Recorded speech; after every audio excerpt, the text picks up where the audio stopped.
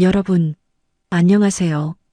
오늘도 75 늙은이가 따뜻한 차 한 잔 앞에 두고 여러분과 이야기하려 앉았습니다.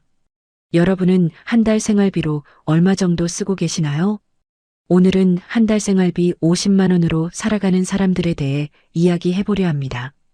월급이 그렇게 많지 않은데도 항상 여유로워 보이는 사람, 돈 걱정하는 소리를 들어본 적이 없는 사람, 반대로 수입은 괜찮은데 매달 빠듯하다고 말하는 사람도 있죠. 대체 이 차이는 어디서 오는 걸까요? 오늘 제가 만나본 분들 중에는 정말 놀라운 분들이 계셨습니다. 생활비 50만 원으로도 충분히 만족스러운 노후를 보내시는 분들이죠. 이분들을 보면서 깨달은 게 있습니다. 돈에 많고 적음이 아니라 돈을 대하는 태도가 인생을 바꾼다는 것을요. 여러분도 궁금하지 않으세요? 어떻게 하면 적은 돈으로도 풍요롭게 살 수 있는지 오늘 그 비밀을 함께 나눠보겠습니다. 영상 시작하기 전에 구독, 좋아요 버튼 한 번씩 눌러주시면 늙은이가 영상 제작하는데 큰 힘이 됩니다. 감사합니다.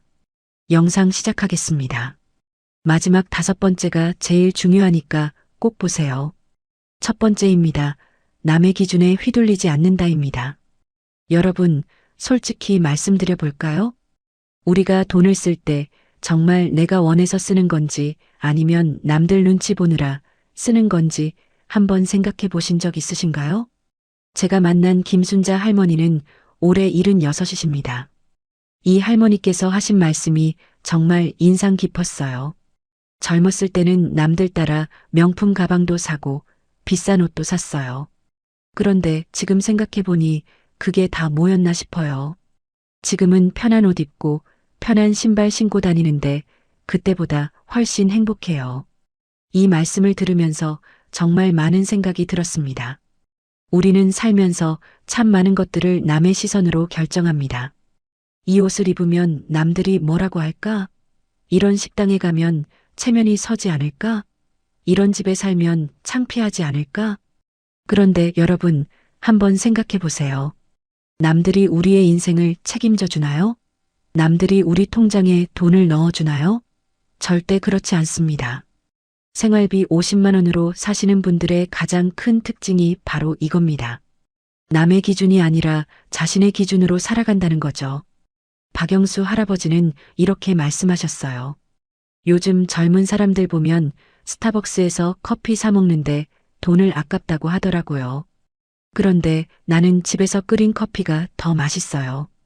왜냐하면 내가 좋아하는 농도로 끓일 수 있거든요. 굳이 비싼 돈 주고 밖에서 마실 필요가 없죠. 이게 바로 자기 기준입니다. 남들이 스타벅스에 간다고 해서 따라가는 게 아니라 내가 진짜 원하는 게 뭔지 아는 거죠. 여러분도 한번 돌아보세요. 최근에 산 물건들 중에서 정말 내가 원해서 산 건 몇 개나 되나요? 혹시 남들이 가지고 있어서, 남들이 추천해서, 남들이 좋다고 해서 산 건 아닌가요?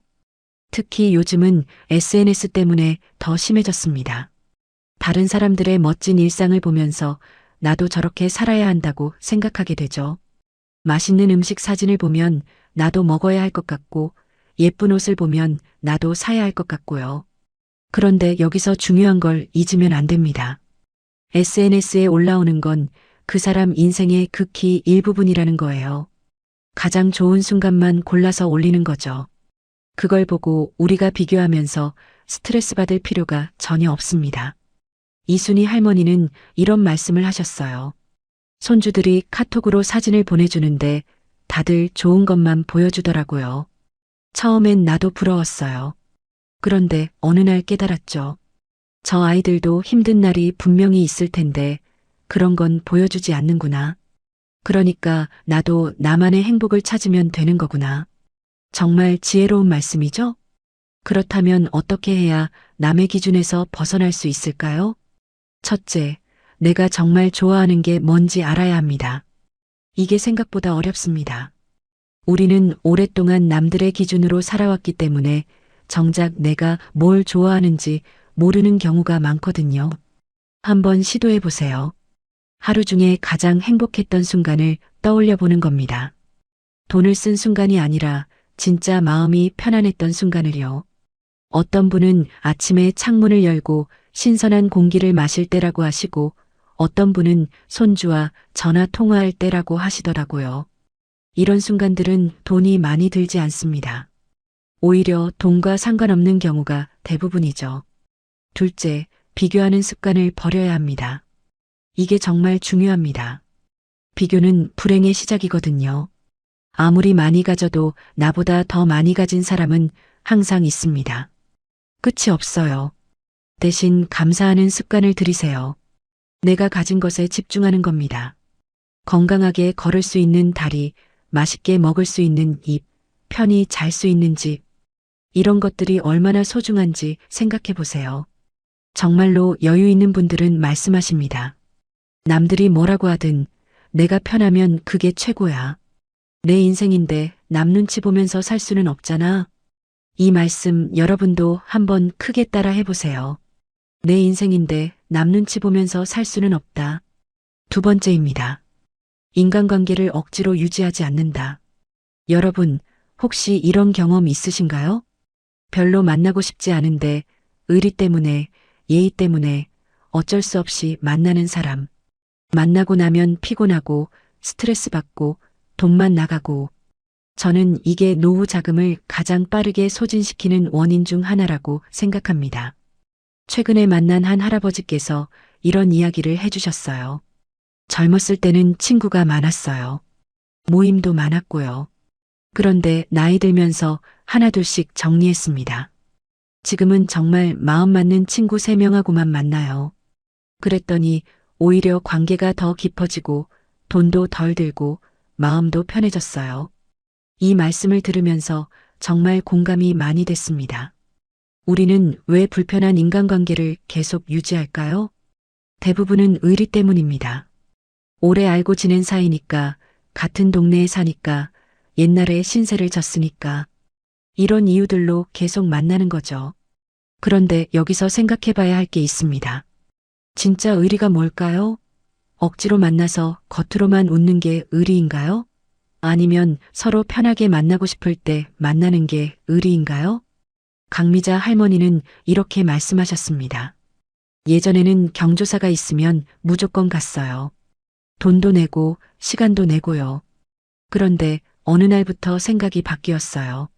내가 정말 축하해주고 싶은 사람, 위로해주고 싶은 사람한테만 가기로요. 그랬더니 부담이 훨씬 줄었어요. 여러분, 이게 이기적인 걸까요? 저는 그렇게 생각하지 않습니다. 오히려 정직한 거라고 봐요. 마음에도 없는데 억지로 하는 것보다 진심이 있을 때 하는 게 훨씬 낫지 않나요? 그리고 한 가지 더 중요한 사실이 있습니다. 나이가 들면 에너지가 한정되어 있다는 거예요. 젊었을 때는 여기저기 다니고 여러 사람 만나도 괜찮았습니다. 그런데 이제는 다릅니다. 체력도 떨어지고 회복하는 시간도 오래 걸리죠. 그렇다면 그 소중한 에너지를 어디에 쓸 것인가? 이게 정말 중요한 선택입니다. 제가 만난 분들은 대부분 이렇게 말씀하셨어요. 이제는 나를 힘들게 하는 사람보다 나를 편하게 해주는 사람과 시간을 보내고 싶어요. 그렇다면 어떻게 인간관계를 정리할 수 있을까요? 첫째, 만나고 나서 기분을 체크해 보세요. 누군가를 만나고 나서 기분이 좋아지나요? 아니면 기분이 나빠지나요? 에너지가 충전되나요? 아니면 소진되나요? 이게 가장 정확한 기준입니다. 만나고 나서 계속 피곤하고 짜증나고 후회되는 사람이라면 그건 이미 답이 나온 거예요. 둘째, 관계에도 우선순위를 매기세요. 모든 사람을 똑같이 대할 필요는 없습니다. 가까운 가족, 마음 맞는 친구, 이런 분들이 우선이죠. 그 다음이 일반적인 지인들이고요. 우선순위가 낮은 사람들한테까지 많은 시간과 돈을 쓸 필요가 없습니다. 간단한 연락으로도 충분해요. 셋째, 거절하는 법을 배우세요. 이게 생각보다 어렵습니다. 특히 우리 세대는 노라고 말하는 걸 배우지 못했거든요. 하지만 이제는 달라져야 합니다. 미안한데 요즘 몸이 안 좋아서 나가기 힘들어. 다음에 기회 되면 만나자. 오늘은 좀 쉬고 싶어. 이렇게 부드럽게 거절할 수 있습니다. 처음엔 어색하지만 몇 번 하다 보면 익숙해집니다. 그리고 놀라운 건 거절한다고 해서 관계가 끊어지지 않는다는 거예요. 진짜 좋은 사람들은 이해해 줍니다. 오히려 서로를 더 배려하게 되죠. 한 할머니가 이런 말씀을 하셨어요. 예전에는 모임에 빠지면 큰일 나는 줄 알았어요. 그런데 한두 번 안 나갔더니 별일 아니더라고요. 세상은 계속 돌아가고 사람들도 잘 지내더라고요. 그때 깨달았죠. 내가 없어도 세상은 잘 돌아간다는 걸. 정말 중요한 깨달음이죠. 우리는 생각보다 중요하지 않습니다. 그리고 그게 오히려 자유를 줍니다. 내가 모든 곳에 있을 필요가 없다는 거니까요. 여기서 질문 하나 드려볼게요. 여러분의 연락처에는 몇 명이 저장되어 있나요? 그 중에서 진짜 마음을 나눌 수 있는 사람은 몇 명인가요? 한번 세어보세요. 생각보다 적을 겁니다. 그리고 그게 정상입니다. 질이 양보다 중요하니까요. 그리고 한 가지 더, 가족관계도 마찬가지입니다. 혈육이라고 해서 무조건 가깝게 지낼 필요는 없어요. 가족이어도 나를 힘들게 하는 사람이라면 적당한 거리를 두는 게 맞습니다. 가족인데 어떻게 그래? 라고 하는 분들도 계실 겁니다. 하지만 생각해 보세요. 가족이라는 이유만으로 계속 상처받고 스트레스 받으면서 지내야 할까요? 그건 가족도 나도 행복하지 않습니다. 적당한 거리를 두고 서로에게 상처 주지 않는 선에서 지내는 것도 사랑의 한 형태입니다. 정리하자면 인간관계는 많은 게 중요한 게 아닙니다. 진심이 통하는 몇 명의 사람, 그분들과 깊고 편안한 관계를 유지하는 것. 그게 진짜 부자로 사는 길입니다. 세 번째입니다. 사소한 지출에도 의미를 둔다입니다. 여러분, 오늘 하루 동안 돈을 얼마나 쓰셨나요? 그리고 그 돈을 쓸 때 잠깐이라도 생각하셨나요? 이게 정말 필요한 지출인지 아니면 그냥 습관적으로 쓴 건지. 생활비 50만 원으로 사시는 분들은 정말 신기합니다. 1,000원, 2,000원 하나하나를 의미 있게 씁니다. 하지만 이건 인색하다는 게 아니에요. 오히려 지혜롭다는 겁니다. 제가 만난 김영우 할아버지는 매일 아침 동네 카페에 가십니다. 그리고 아메리카노 한 잔을 사서 천천히 드시죠. 누군가는 이렇게 말할 수 있습니다. 매일 커피 사 먹으면 돈 낭비 아닌가요? 그런데 할아버지의 대답을 듣고 생각이 바뀌었습니다. 나는 이 커피 한 잔이 아까운 게 아니야. 이 시간이 내게 주는 여유가 있거든.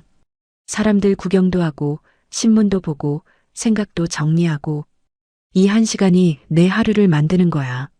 그래서 나는 이 돈이 전혀 아깝지 않아. 이게 바로 의미 있는 소비입니다. 돈의 액수가 중요한 게 아니라 그 돈이 내 삶에 어떤 가치를 주는지가 중요한 거죠. 반대로 이런 경우도 있습니다. 장미숙 할머니는 마트에 가실 때 항상 메모지를 가지고 가십니다. 필요한 것만 딱 적어서 가시는 거죠. 그리고 절대 충동 구매를 하지 않으십니다. 예전에는 마트 가면 이것저것 막 담았어요. 세일한다고 하면 필요 없는 것도 샀고요. 그런데 집에 와서 보면 반은 안 쓰게 되더라고요. 그때부터 바꿨어요. 정말 필요한 것만 사기로요. 여러분도 경험 있으시죠? 세일한다고 해서 샀는데 막상 집에 와서 보니까 쓸 일이 없는 물건들. 옷장에 태그 달린 채로 걸려있는 옷들. 냉장고 한 구석에서 상하는 식재료들. 이게 다 의미 없는 소비입니다. 그렇다면 어떻게 하면 의미 있는 소비를 할 수 있을까요? 첫째, 소비하기 전에 잠깐 멈추세요. 딱 10초만 생각해 보는 겁니다. 이게 정말 필요한가? 이게 내 삶에 어떤 가치를 줄까? 이걸 사지 않으면 어떻게 될까? 이 간단한 질문 하나가 충동 구매를 막아줍니다. 둘째, 돈을 쓴 후의 기분을 기억하세요. 어떤 지출은 하고 나서 기분이 좋습니다. 뿌듯하고 만족스럽고 잘했다는 생각이 들죠. 예를 들어 손주 생일 선물을 사거나 오랜만에 친구와 맛있는 식사를 하거나 반대로 어떤 지출은 하고 나서 후회가 됩니다. 왜 샀을까? 아까운데 이런 생각이 드는 거죠. 이 차이를 기억하세요. 그리고 좋은 기분을 주는 지출은 계속하고 나쁜 기분을 주는 지출은 줄이는 겁니다. 셋째, 공짜는 없다는 걸 기억하세요. 하나 사면 하나 더. 오늘만 50% 할인. 이런 말에 현혹되지 마세요. 정말 필요한 게 아니면 공짜로 줘도 사실은 손해입니다. 한 할머니가 이런 말씀을 하셨어요. 마트에서 10일 행사하길래 라면을 샀어요. 근데 우리 부부 둘이서 라면을 언제 다 먹어요? 결국 반은 유통기한 지나서 버렸죠. 그때 깨달았어요. 공짜는 없구나. 필요 없는 걸 공짜로 받아도 그게 쓰레기가 되면 결국 내가 손해라는 걸. 정말 맞는 말씀이죠. 그런데 여기서 오해하면 안 되는 게 있습니다. 의미 있는 소비가 무조건 적게 쓰는 게 아니라는 거예요. 때로는 좀 비싸더라도 가치 있는 곳에 돈을 쓰는 게 맞습니다. 예를 들어 건강검진 비용, 좋은 음식 재료, 편한 신발, 이런 건 아끼면 안 됩니다. 나중에 더 큰 돈이 들어가거든요. 박정자 할머니는 이렇게 말씀하셨습니다. 친구들은 내가 매달 건강기능식품에 돈 쓰는 걸 아깝다고 해요. 하지만 나는 이게 아깝지 않아요. 덕분에 병원 갈 일이 줄었거든요. 작은 돈으로 큰 돈을 아끼는 거죠. 이것도 의미 있는 소비입니다. 당장은 돈이 나가지만 장기적으로 보면 훨씬 이득이니까요. 그리고 한 가지 더 중요한 게 있습니다. 경험에 돈을 쓰는 것과 물건에 돈을 쓰는 것의 차이입니다. 연구 결과에 따르면 사람들은 물건을 사는 것보다 경험을 사는 것에서 더 큰 행복을 느낀다고 합니다. 물건은 시간이 지나면 식상해지지만 경험은 추억으로 남으니까요. 이재순 할머니는 1년에 한 번씩 손주들과 여행을 가십니다. 물건을 사주면 금방 잊어버려요. 하지만 함께한 여행은 계속 이야기하더라고요. 할머니, 그때 재밌었지? 이러면서요. 나도 행복하고 손주들도 행복하고 이게 진짜 가치 있는 소비 아닐까요? 정말 맞는 말씀입니다. 그렇다면 여러분께 질문을 드려볼게요. 지난달에 쓴 돈 중에서 정말 의미 있었던 지출은 뭐였나요? 그리고 후회되는 지출은 뭐였나요? 한번 돌아보세요. 그리고 이번 달부터는 조금씩 바꿔보세요. 의미 있는 지출은 늘리고 의미 없는 지출은 줄이는 거죠. 마지막으로 한 가지만 더 말씀드릴게요. 사소한 지출에 의미를 두는 것, 이게 인색한 게 아닙니다. 오히려 삶을 더 풍요롭게 만드는 지혜입니다. 돈의 가치를 아는 사람만이 돈을 제대로 쓸 수 있으니까요. 네 번째입니다. 일에서 완전히 손 떼지 않는다입니다. 여러분, 은퇴하면 뭐 하시고 싶으세요? 많은 분들이 이렇게 말씀하십니다. 이제 좀 쉬고 싶어요. 평생 일했으니까. 물론 쉬는 것도 중요합니다. 하지만 완전히 쉬는 것과 적당히 쉬는 건 다릅니다. 제가 만난 분들 중에서 가장 활력 넘치는 분들은 모두 한 가지 공통점이 있었습니다. 아직도 뭔가를 하고 계신다는 거죠. 이건 꼭 돈을 버는 일이 아니어도 됩니다. 취미든 봉사든 작은 일이든 뭔가 계속하고 계신 거예요. 최순덕 할머니는 올해 72이신데 아직도 동네 복지관에서 일주일에 3번 청소 일을 하십니다. 어떤 분들은 이렇게 말할 수 있어요. 나이가 그렇게 많은데 왜 일을 해? 이제 쉬어야지. 하지만 할머니의 생각은 달랐습니다. 나는 일하는 게 좋아요. 아침에 일어나서 갈 곳이 있다는 게 얼마나 좋은지 몰라요. 그리고 사람들도 만나고 용돈도 벌고 집에만 있으면 자꾸 생각이 많아지는데 일하면 그럴 틈이 없어요. 이 말씀을 듣고 정말 많이 생각했습니다. 일이라는 게 단순히 돈을 버는 수단만은 아니구나. 삶의 리듬을 만들어주고 존재 이유를 만들어주는 거구나. 여러분도 주변에서 본 적 있으실 겁니다. 은퇴하고 나서 갑자기 늙어버리는 분들. 할 일이 없으니까 하루 종일 TV만 보고 소파에만 앉아 계시고 그러다가 몸도 마음도 약해지는 거죠. 반대로 계속 뭔가를 하시는 분들은 다릅니다. 나이가 들어도 눈빛이 살아있고 걸음걸이도 힘차고 이야기할 거리도 많습니다. 과학적으로도 증명된 사실입니다. 규칙적인 활동을 하는 노인들이 그렇지 않은 노인들보다 건강하고 오래 살고 행복하다고 합니다. 뇌도 더 활발하게 움직인다고 하고요. 김철수 할아버지는 은퇴 후에 작은 텃밭을 시작하셨습니다. 처음에는 그냥 심심해서 시작했어요. 상추 몇 포기, 고추 몇 대 심어보자 해서요. 그런데 이게 정말 재밌더라고요. 매일 아침 나가서 물 주고 잡초 뽑고 그리고 직접 키운 채소로 반찬 만들어 먹으면 그렇게 뿌듯할 수가 없어요. 지금 할아버지는 키운 채소를 이웃들과 나누시면서 작은 용돈도 버십니다. 한 달에 10만 원 정도지만 그게 중요한 게 아닙니다. 매일 할 일이 있고 보람이 있다는 게 중요한 거죠. 그렇다면 어떤 일을 하면 좋을까요? 첫째, 내가 좋아하는 일을 찾으세요. 평생 하기 싫은 일을 해왔다면 이제는 좋아하는 일을 할 때입니다. 꼭 돈이 되는 일이 아니어도 괜찮아요. 그림 그리기를 좋아하시나요? 그럼 그림 교실에 다니세요. 노래를 좋아하시나요? 합창단에 가입하세요. 글쓰기를 좋아하시나요? 블로그를 시작하세요. 요즘은 정말 다양한 기회가 많습니다. 복지관, 문화센터, 온라인 강의. 나이는 숫자일 뿐입니다. 둘째, 사람들과 연결되는 일을 하세요. 혼자서 하는 일보다 다른 사람들과 함께하는 일이 더 좋습니다. 외로움도 덜하고 자극도 받고 배울 것도 많으니까요. 이명자 할머니는 동네 도서관에서 책 읽어주는 봉사를 하십니다. 처음에는 떨렸어요. 내가 책을 잘 읽을 수 있을까? 아이들이 지루해하면 어떡하나? 그런데 해보니까 아이들이 정말 좋아하더라고요. 나도 덩달아 행복해지고 이게 돈으로는 살 수 없는 보람이에요.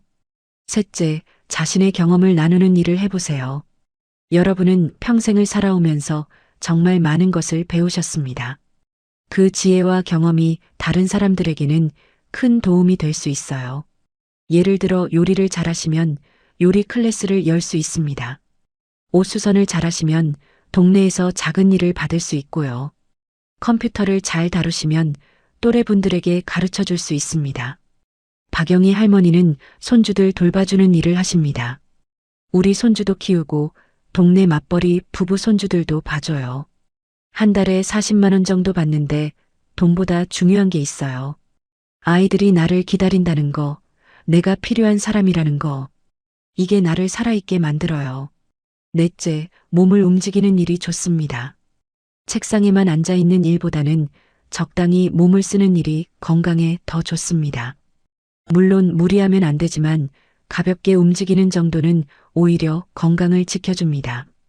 산책 모임 리더, 경로당 청소, 텃밭 가꾸기, 이런 일들이 다 좋은 예입니다. 그런데 여기서 중요한 게 있습니다.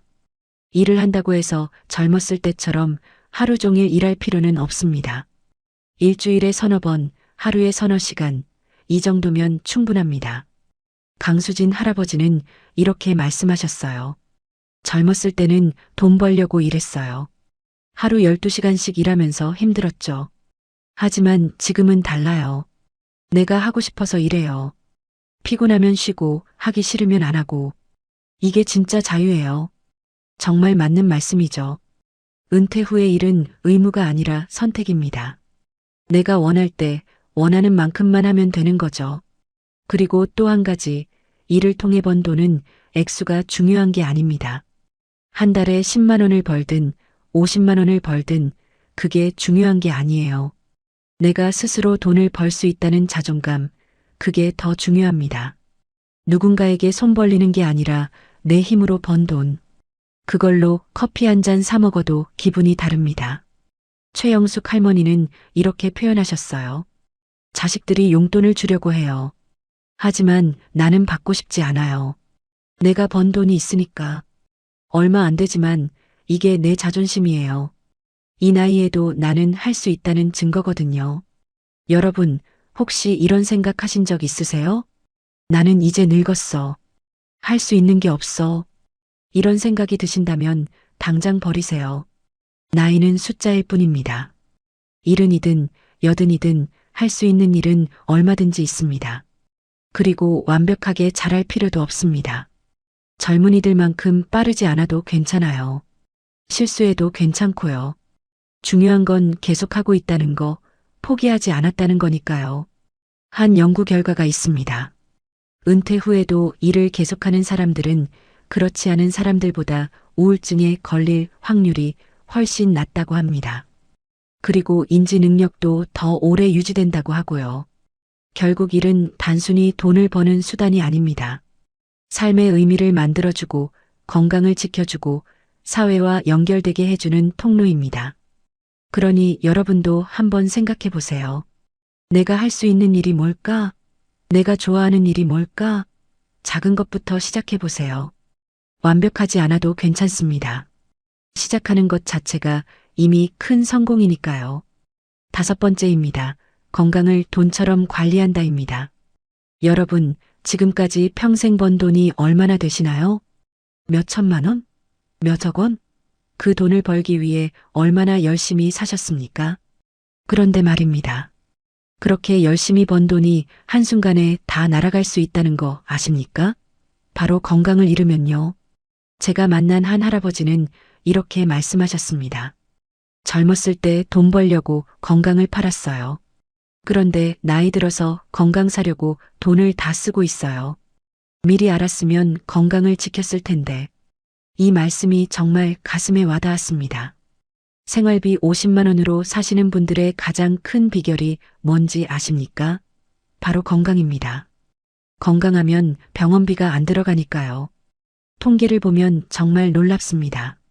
노년층 지출의 가장 큰 부분이 바로 의료비입니다.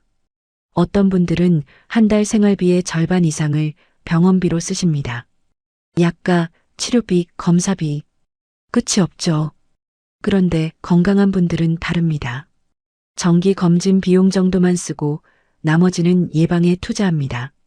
그리고 결과적으로 돈이 훨씬 덜 듭니다. 이게 바로 건강을 돈처럼 관리한다는 의미입니다. 송미경 할머니는 올해 75인데 약을 하나도 안 드십니다. 주변 친구들은 다 약봉지를 들고 다녀요. 혈압약, 당뇨약, 콜레스테롤 약. 그런데 나는 약이 없어요. 왜냐하면 젊었을 때부터 관리했거든요. 할머니의 비결은 간단했습니다. 매일 아침 1시간씩 걷기, 싱겁게 먹기, 충분한 수면, 스트레스 관리. 특별한 비법이 아니라 기본을 지키는 거였습니다. 친구들이 그래요. 미경이 너는 운이 좋아서 건강한 거라고. 하지만 나는 알아요. 이게 노력의 결과라는 걸.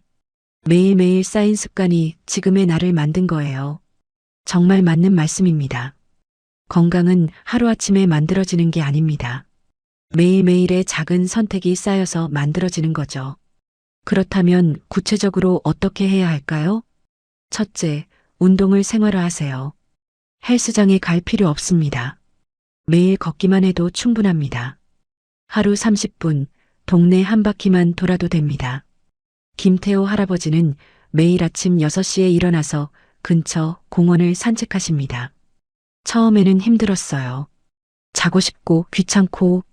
하지만 한 달만 참고 하니까 습관이 되더라고요. 지금은 안 나가면 오히려 몸이 불편해요. 그리고 신기한 건 운동하면서 친구도 생겼다는 겁니다. 매일 같은 시간에 나가니까 자연스럽게 아는 사람들이 생기는 거죠. 돈 안 들이고 건강도 챙기고 친구도 만들고. 일석삼조예요. 둘째, 음식 조절이 중요합니다. 나이가 들면 입맛이 변합니다. 젊었을 때처럼 먹으면 안 됩니다. 특히 짠 음식, 단 음식, 기름진 음식은 줄여야 합니다. 박순희 할머니는 10년 전부터 싱겁게 먹기 시작하셨습니다. 처음에는 음식이 맛없더라고요. 간이 안 맞는 것 같고. 하지만 한 달만 지나니까 적응되더라고요. 오히려 이제는 짠 음식을 먹으면 몸이 받아들이지 않아요. 할머니는 덕분에 혈압이 정상이고 신장도 건강하십니다. 친구들 보면 신장이 안 좋아서 투석받는 분들도 계세요. 그럴 때마다 생각해요. 내가 싱겁게 먹길 잘했다고. 그리고 또 한 가지, 과식하지 않는 것도 중요합니다. 옛말에 배 8분만 먹어라는 말이 있죠. 이게 정말 건강의 비결입니다. 셋째, 정기검진을 꼭 받으세요. 많은 분들이 병원 가는 걸 싫어하십니다. 돈도 아깝고 시간도 아깝고 뭔가 나쁜 소식 듣기 싫어서요.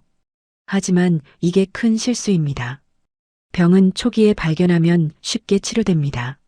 하지만 늦게 발견하면 돈도 많이 들고 고생도 많이 하고 결과도 안 좋습니다. 최명수 할아버지는 매년 정기 검진을 받으십니다. 작년 검진에서 대장에 용종이 발견됐어요. 다행히 초기여서 바로 제거했죠. 만약 몇 년 후에 발견됐다면 암으로 발전했을 수도 있대요. 검진 덕분에 큰 병을 막은 거예요. 검진 비용이 아깝다고요? 아닙니다. 검진은 투자입니다. 작은 돈으로 큰 병을 예방하는 거니까요. 넷째, 스트레스 관리가 중요합니다. 스트레스가 만병의 근원이라는 말 들어보셨죠? 정말 맞는 말입니다. 스트레스를 받으면 면역력이 떨어지고 여러 가지 병이 생깁니다.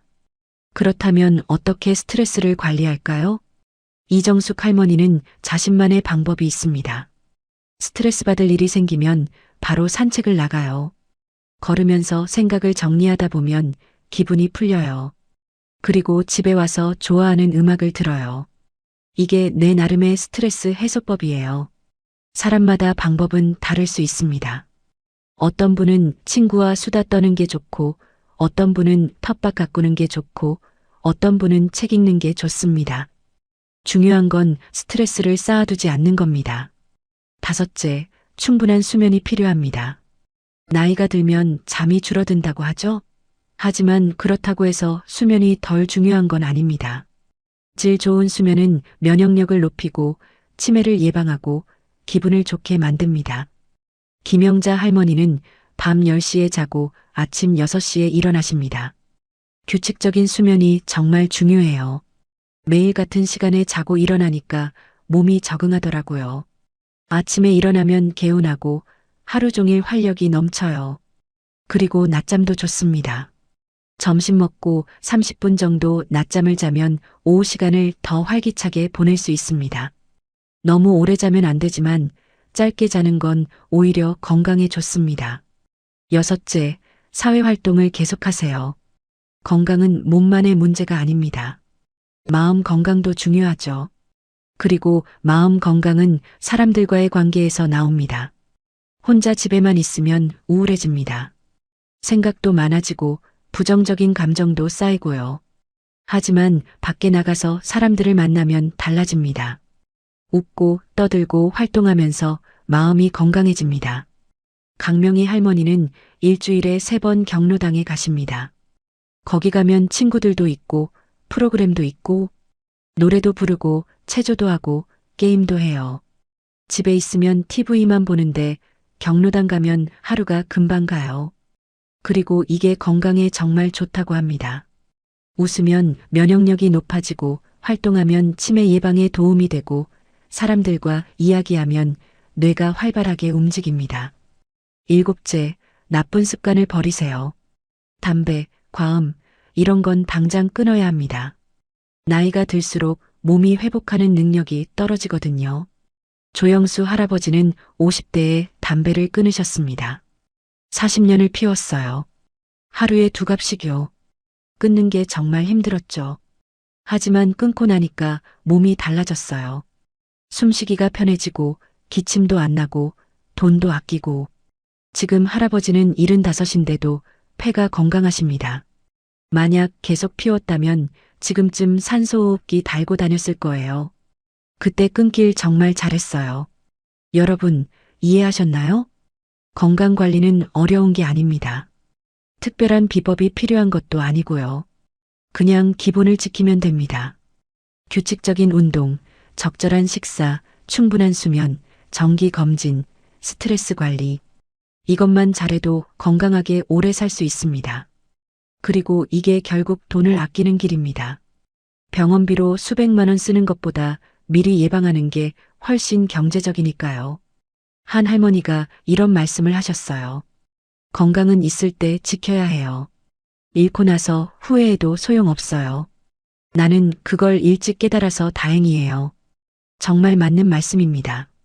건강은 가장 큰 자산입니다. 돈으로도 살 수 없는 귀한 자산이죠.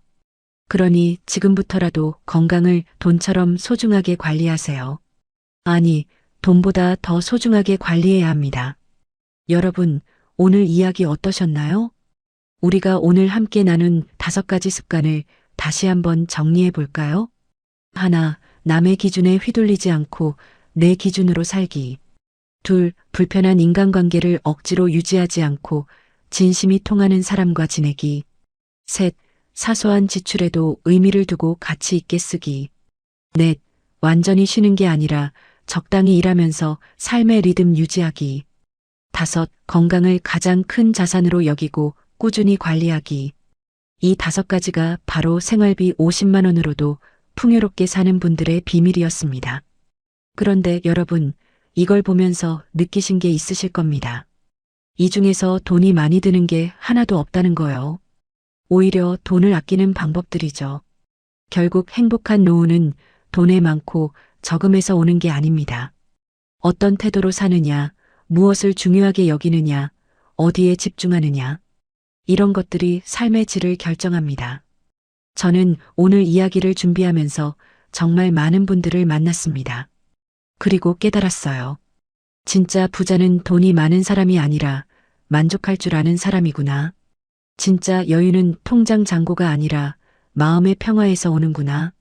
진짜 풍요로움은 많이 가진 게 아니라 필요한 것만 가진 거구나. 여러분도 오늘부터 시작해 보세요. 한꺼번에 다 바꾸려고 하지 마세요. 하나씩 천천히 할 수 있는 것부터요. 오늘은 남의 시선 신경 쓰지 말고 내가 입고 싶은 옷을 입어보세요. 이번 주는 불편한 모임 하나를 정중하게 거절해 보세요. 이번 달은 지출 내역을 한번 돌아보고 의미 없는 소비를 찾아보세요. 올해는 하고 싶었던 일을 작게라도 시작해 보세요. 지금부터 매일 30분씩 걷기를 시작해 보세요. 작은 변화가 모여서 큰 변화를 만듭니다. 그리고 1년 후 여러분의 삶이 얼마나 달라져 있을지 상상해 보세요. 더 가볍고, 더 자유롭고, 더 행복한 모습으로요. 마지막으로 여러분께 묻고 싶습니다. 여러분에게 진짜 중요한 건 뭔가요? 남들이 부러워하는 삶인가요? 아니면 내가 만족하는 삶인가요? 통장 잔고가 많은 삶인가요?